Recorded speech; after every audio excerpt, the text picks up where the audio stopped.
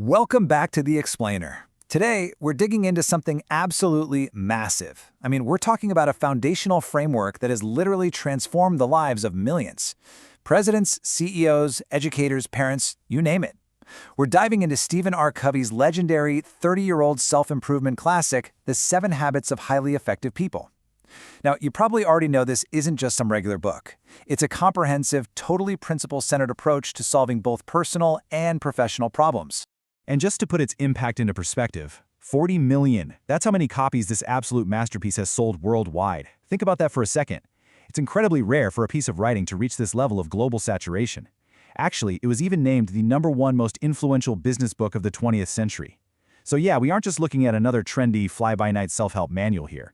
We're looking at a piece of cultural history that has proven its effectiveness over 3 whole decades. Okay, here's our roadmap for this explainer. We'll start with why it's a timeless classic, dig into the PPC balance, walk through habits 1 through 3, transition over to habits 4 through 6, hit habit 7, and finally tie it all together into a framework for lasting success. Let's get to it. First up, Section 1, the P/PC balance principle, which is really the core philosophy of the whole thing. So, the PPC balance, what exactly is that? Well, it stands for the paradigm of balancing the production of your desired results, that's the P, with your production capability, the PC. And that PC, that's the actual ability or the asset that produces those results in the first place. Covey argues, pretty convincingly I might add, that true long-term effectiveness lies in maintaining this really delicate equilibrium. It's a balancing act between what you're actually producing and your ongoing capacity to keep producing it. Let's break that down just a little bit further by looking at these two forces side by side. Production is all about your results, right? It's what you are managing to produce today. Production capability, on the flip side, is your capacity. It's the strength, the internal systems, and the habits you're actively building for tomorrow. This brilliant little dichotomy shows us exactly why focusing exclusively on immediate results is a total trap. If you only care about today's output, you're going to inevitably neglect the machine that creates the output, which, by the way, is you. And doing that leads straight to burnout. Every single time. I actually want to share this super powerful review from a reader named Dominic because it shows exactly how this works in the real world. He wrote, "I've started applying the PPC mindset to my personal goals and projects, making sure I'm not just chasing outcomes, but also investing in the habits and energy that sustain them." And honestly, he hit the nail right on the head. Reframing success exactly like this is what stops you from running out of steam.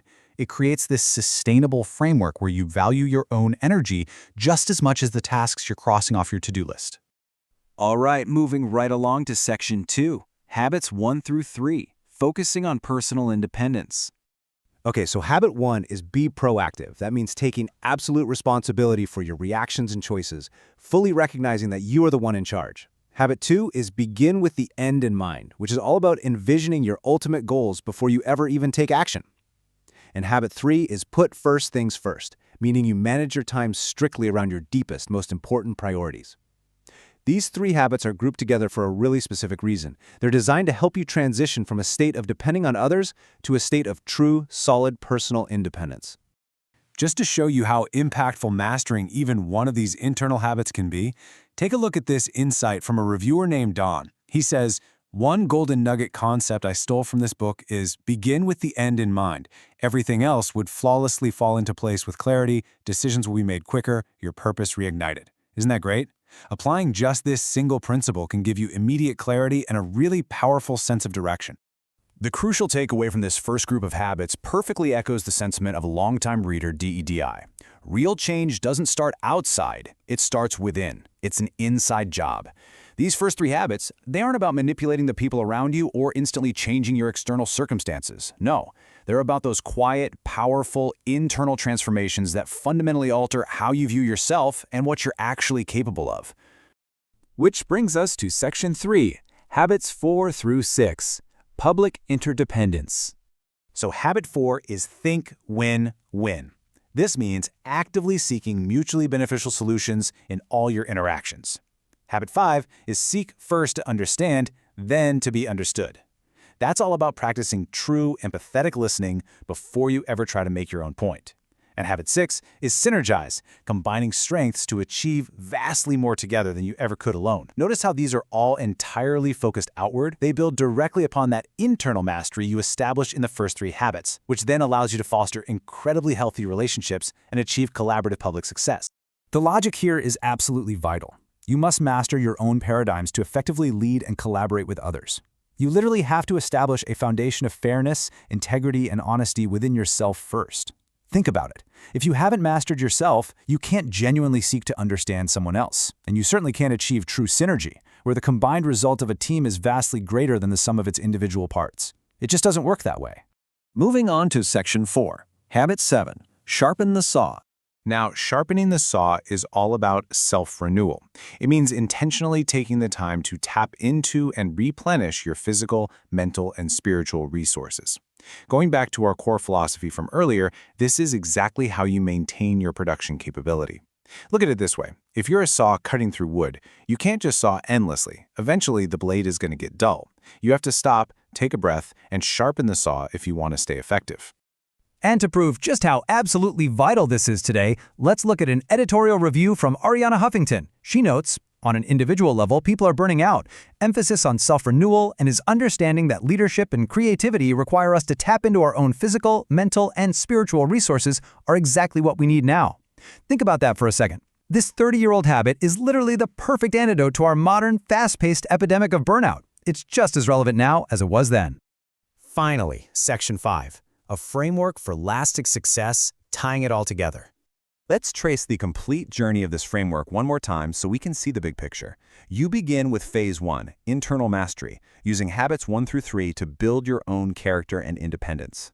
Then, you step right into Phase 2, public success, using habits 4 through 6 to build effective, synergistic relationships with others. And finally, you wrap the whole shebang in Phase 3, continuous renewal, using habit 7 to sustain your energy and capacity. It's a brilliant, cohesive progression. The impact of internalizing this entire system? It's profound. Look at what customer Kiana J says. Plan to implement all of these values into the foundation of my adulthood, and even plan on raising my future children using the 7 habits. This right here proves that these teachings go way, way beyond standard business advice. They are so life-altering that they can literally become the foundation for how we live our lives and how we shape future generations. That's pretty powerful stuff. So as we wrap up, I want to leave you with a provocative thought to chew on. Which of the 7 habits will you focus on developing first to improve your own effectiveness and your P/PC balance? Remember, don't try to change your entire life overnight. That's a recipe for disaster. Pick just one habit today. Start building your internal mastery and just watch how it transforms your world. Well, in a world obsessed with 15-second life hacks, endless notifications, and this constant, heavy pressure to hustle, true effectiveness feels harder to reach than ever, doesn't it? Today in The Explainer, we're diving into the 30th anniversary edition of Stephen R. Covey's absolute classic, The 7 Habits of Highly Effective People. And what makes this specific edition incredibly valuable are the fresh insights added by his son, Sean Covey, which are perfectly tailored for our hyper-connected, high-stress modern world. We're going to break down this entire blueprint for leadership and show you exactly why these principles are, honestly, even more relevant to a new generation of leaders today than they were 3 decades ago. Now, what's really interesting about this slide is Ariana Huffington's powerful observation about the modern epidemic of burnout. It's everywhere, right? On an individual level, people are just completely exhausted. The whole shift to this always-on remote work culture, the digital fatigue, it's basically left an entire generation running on empty. She points out that Dr. Covey's deep emphasis on self-renewal, actually tapping into our physical, mental, and spiritual resources, is exactly what we need right now. This framework isn't about figuring out how to squeeze 3 more tasks into an already jam-packed schedule. It's really the ultimate antidote to the punishing pace of the modern world. And the impact of this framework is practically unmatched. We're talking over 40 million copies sold worldwide. 40 million? To put that into perspective, that kind of massive, enduring authority doesn't just come from a passing fad. It comes from a deeply principle-centered approach that fundamentally shifts how people, from presidents and CEOs to educators and parents, actually view the world and their place in it. Okay, let's dive into this. Here's our roadmap for today. 1. A classic for modern leaders. 2. Mastering your inner self. 3. Succeeding with others. 4. Sharpening the saw. And finally, 5. The secret to lasting success. Section 1. A classic for modern leaders. Beyond trendy hacks. In an era that's, let's face it, completely obsessed with quick fixes and overnight success formulas, this framework offers something so much deeper. It's not about trendy hacks, it's about building character and living with intention. A dopamine detox or some shiny new productivity app simply isn't going to save you if your core foundation isn't built on true intention. A lot of readers point out that this book is brilliant precisely because it avoids those fleeting shortcuts. True effectiveness, it's not a band-aid you just slap on a problem. It's about aligning your core values with universal principles, things like fairness, integrity, and human dignity from the inside out. Section 2. Mastering your inner self. Private victories first. A massive underlying theme in Covey's work is that true effectiveness always starts internally before it ever moves outward. He calls these private victories, and they are absolutely essential for today's leaders. Step 1 is habit 1. Be proactive. In today's digital landscape, you know how incredibly easy it is to fall into outrage culture or just become passively reactive to whatever the social media algorithms feed you. Being proactive means taking back control of your own circle of influence. It's recognizing that between any stimulus and your response, you have the ultimate freedom to choose. Step 2 is habit 2. Begin with the end in mind. We are constantly bombarded by external expectations and everybody else's perfectly curated highlight reels. This habit is about drowning out all that noise by creating a personal mission statement. It's defining what success actually means to you, so you know exactly what your destination is before you take a single step. And step 3 is habit 3. Put first things first. This is where the rubber meets the road with your daily priorities. Today, we constantly confuse what's urgent, like a barrage of Slack messages, unread emails, endless notifications, with what is actually important, like deep work, your physical health, and real human connection. Putting first things first is the discipline of prioritizing the important over the merely urgent. Together, these 3 habits stack beautifully, allowing you to take charge, write your own script, and live it with absolute focus. And this brilliantly illustrates how it works in real life. A reviewer named Don applied habit 2 and noticed a massive shift. He says that when you begin with the end in mind, decisions are made quicker, your purpose is reignited, and crucially, you find it so much easier to say no. Defining your ultimate endpoint gives you immense focus right now, today, helping you effortlessly cut through all the distractions of the modern world. Let's move to section 3 and see how this builds into succeeding with others, the public victories. Once we've built that rock-solid internal foundation, we can finally apply it outward. These are the ultimate habits for collaboration. Step 1 is habit 4. Think win-win. This habit directly combats that toxic, zero-sum corporate hustle culture that tells us we basically have to step on others to get ahead.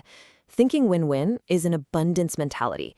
It's the beliefs that there's plenty of success to go around, and finding mutual benefit in our interactions actually yields the strongest long-term results.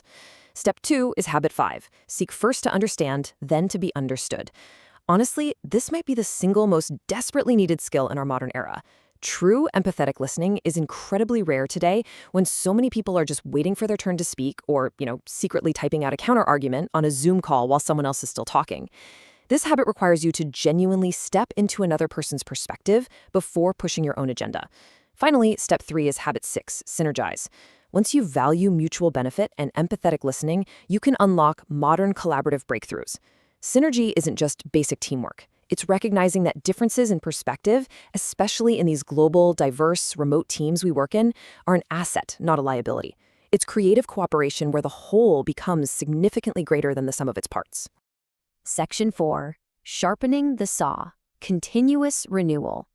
So the crucial point is, how do we actually sustain these private and public victories?